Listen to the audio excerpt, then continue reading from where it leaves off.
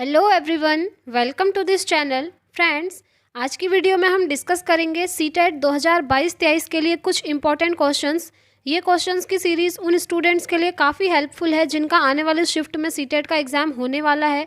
Friends, अगर आप channel पर नए हैं तो प्लीज़ चैनल को सब्सक्राइब कर लीजिए ताकि इस तरह की इंपॉर्टेंट वीडियोज़ आपको मिलती रहें।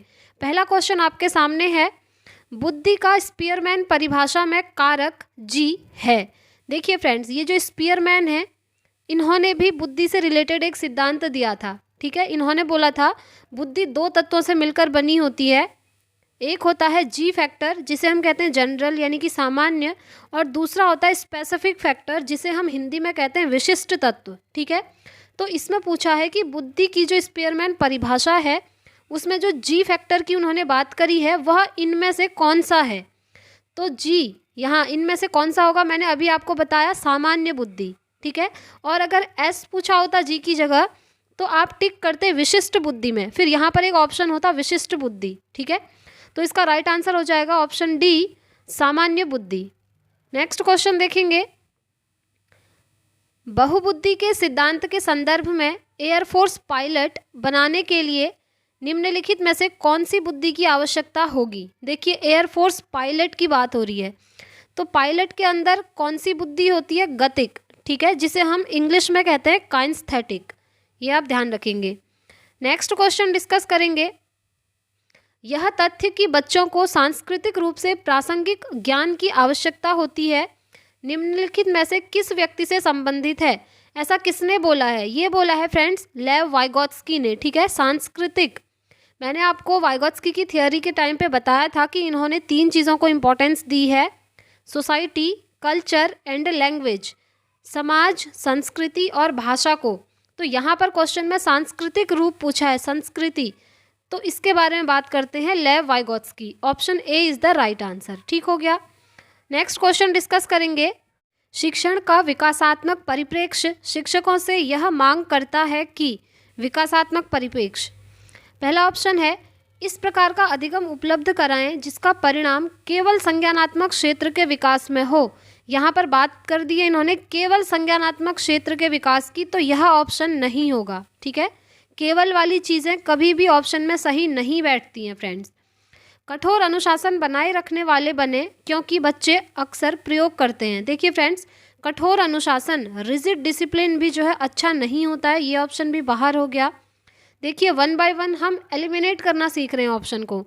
नेक्स्ट ऑप्शन है विकासात्मक कारकों के ज्ञान के अनुसार अनुदेशन युक्तियों का अनुकूलन करें। एंड लास्ट ऑप्शन है विभिन्न विकासात्मक अवस्था वाले बच्चों के साथ समान रूप से व्यवहार करें। तो इसका राइट आंसर हो जाएगा ऑप्शन सी। ठीक है, विकासात्मक कारकों के ज्ञान के अनुसार अनुदेशन युक्तियों का अनुकूलन करेंगे। नेक्स्ट क्वेश्चन डिस्कस करेंगे, भारत में अधिकांश कक्षाएं बहुभाषी होती हैं, इसे शिक्षक द्वारा किस रूप में देखा जाना चाहिए, समस्या के रूप में, संसाधन के रूप में, बाधा के रूप में या परेशानी के रूप में। तो जो बहुभाषिकता होती है, मल्टीलिंगुअलिज्म, वो जो है एक रिसोर्स की तरह काम करता है, एक एसेट की तरह काम करता है, जिसे हिंदी में बोलते हैं संसाधन। ठीक हो गया। नेक्स्ट क्वेश्चन देखेंगे, शिक्षार्थियों द्वारा की गई गलतियां और त्रुटियां शिक्षक और शिक्षार्थियों की असफलता के सूचक हैं। नहीं, ये ऑप्शन नहीं होगा, क्योंकि जो शिक्षार्थी त्रुटि या गलतियां करते हैं उन्हें अच्छा माना जाता है। ठीक है, उनको सपोर्ट किया जाता है। नेक्स्ट क्वेश्चन देखेंगे, उनके चिंतन को समझने के अवसर के रूप में देखी जानी चाहिए। बिल्कुल, यही यहाँ पर सही होगा कि बच्चों के चिंतन को समझने के अवसर के रूप में देखी जानी चाहिए। कठोरता से निपटाई जानी चाहिए, बिल्कुल नहीं। बच्चों को कमजोर अथवा उत्कृष्ट चिन्हित करने के अवसर, नहीं, ये सही नहीं होगा। तो option B is the right answer. Next question देखेंगे, किसके विचार से बच्चे सक्रिय ज्ञान निर्माता तथा नन्हे वैज्ञानिक हैं।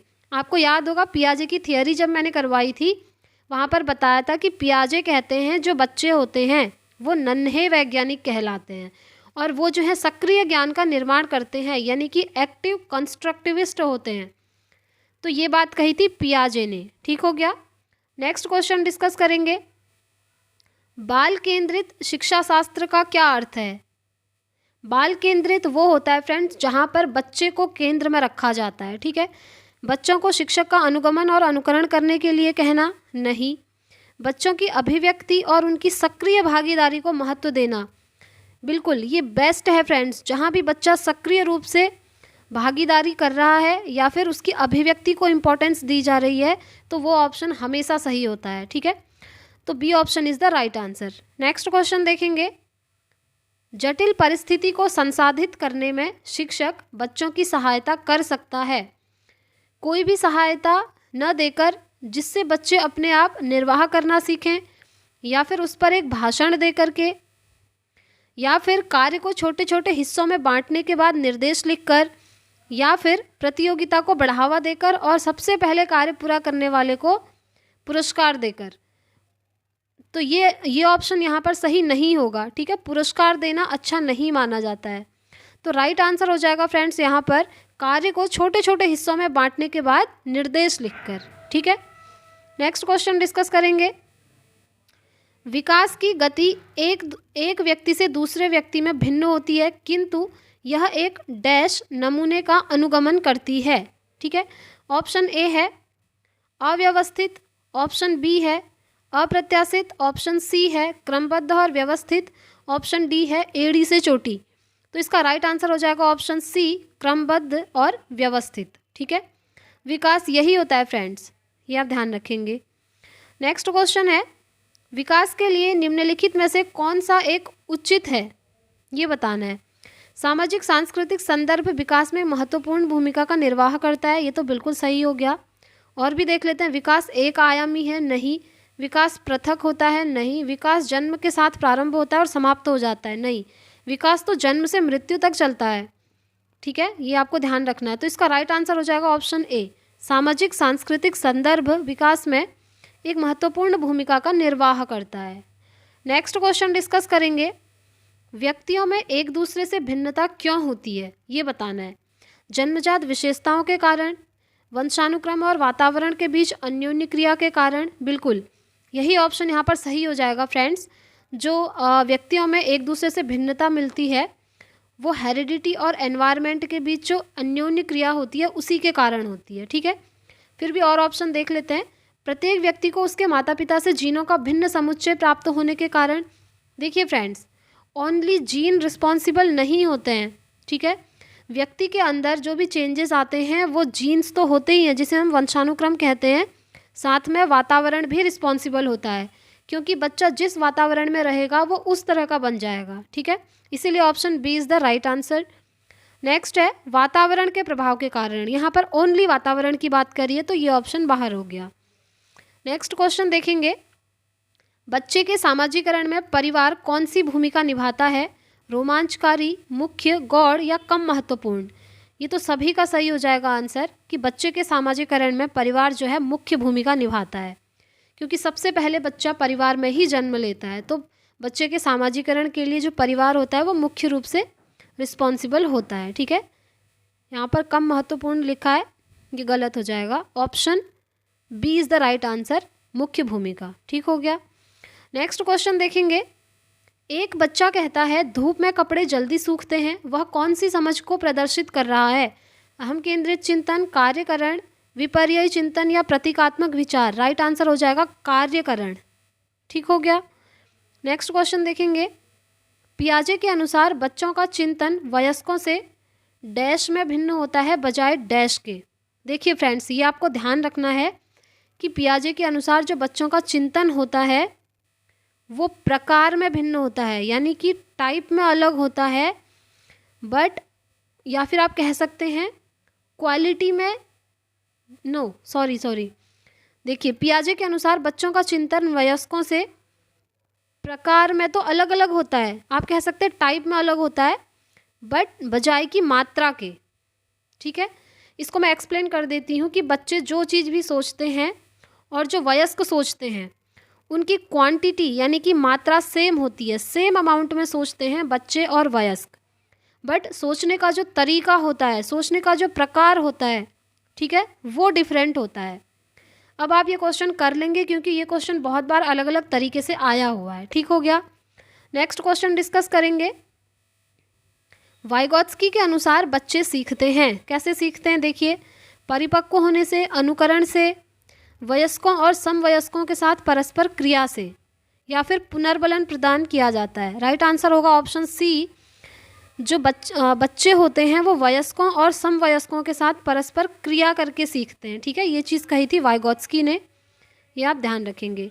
नेक्स्ट क्वेश्चन देखेंगे, कोहलबर्ग ने प्रस्तुत किए हैं शारीरिक विकास के चरण, संवेगात्मक, नैतिक या फिर संज्ञानात्मक विकास के चरण। राइट आंसर हो जाएगा नैतिक विकास के चरण। आपने पढ़ा होगा फ्रेंड्स, कोहलबर्ग ने जो थियोरी दी है वो नैतिक विकास की ही दी है। ठीक है, मोरल डेवलपमेंट की थियोरी दी है इन्होंने। नेक्स्ट क्वेश्चन है, बुद्धि क्या है?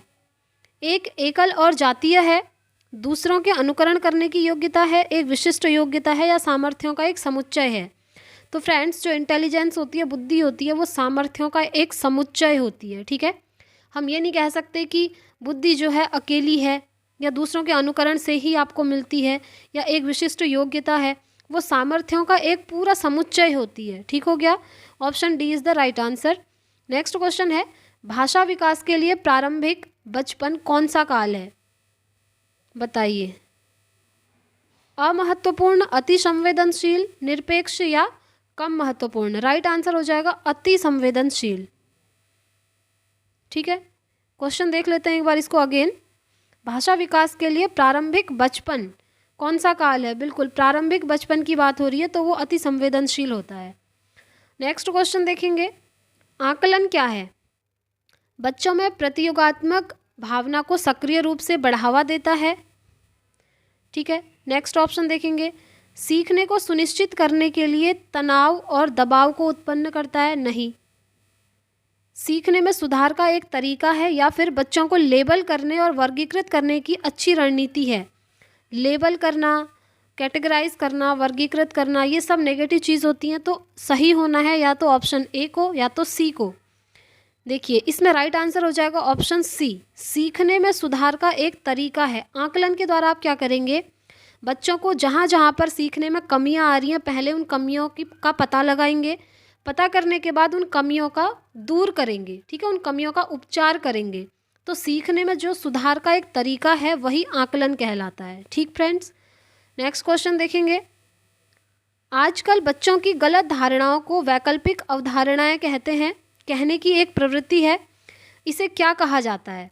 बच्चों की जो गलत अवधारणाएं होती हैं ना, उन्हें आजकल कहते हैं वैकल्पिक अवधारणाएं, जिन्हें हम इंग्लिश में बोलते हैं नाइव कॉन्सेप्शंस या फिर अल्टरनेटिव कॉन्सेप्शंस भी कह देते हैं। तो इसे क्या कहा जा सकता है? बच्चों की समझ में सूक्ष्म भेद करना और उन्हें सीखने के लिए नहीं, निष्क्रिय करना, ये तो नेगेटिव चीज़ है। पहचानना कि बच्चे सोच सकते हैं और उनकी सोच व प्रौढ़ों से भिन्न होती है, बिल्कुल सही बात है।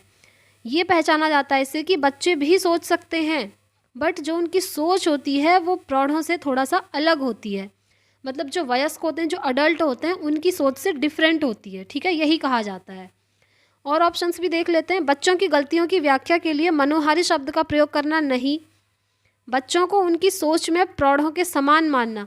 प्रौढ़ों के समान नहीं मान सकते ना, उनके अंदर तो मिसकॉन्सेप्शंस हैं, या फिर नाइव कॉन्सेप्शंस, या फिर कह सकते हैं अल्टरनेटिव कॉन्सेप्शंस, तो वो जो है प्रौढ़ों के समान नहीं होंगी, वो जो है प्रौढ़ों से भिन्न होंगी, बट बच्चे सोच सकते हैं, हम ये कहेंगे। ठीक है, तो option B is the right answer हो जाएगा। नेक्स्ट क्वेश्चन देखेंगे, निम्नलिखित में से कौन सा एक माध्यमिक विद्यालय की कक्ष में शिक्षक की भूमिका का सर्वोत्तम वर्णन करता है? पहला ऑप्शन है बहु परिप्रेक्ष्य को निरुत्साहित करना तथा एक आयामी परिप्रेक्ष्य पर केंद्रभूत होना। नेक्स्ट है व्याख्यान देने के लिए पावर पॉइंट प्रेजेंटेशन का प्रयोग करना, या फिर चर्चाओं के अवसर उपलब्ध कराना, या प्रथम स्थान के लिए शिक्षार्थियों को आपस में प्रतिस्पर्धा के लिए बढ़ावा देना। फ्रेंड्स, अगर आपने मेरी टैग वर्ड वाली वीडियो देखी है तो आप इनमें से सारे ऑप्शंस को एलिमिनेट करना सीख जाएंगे।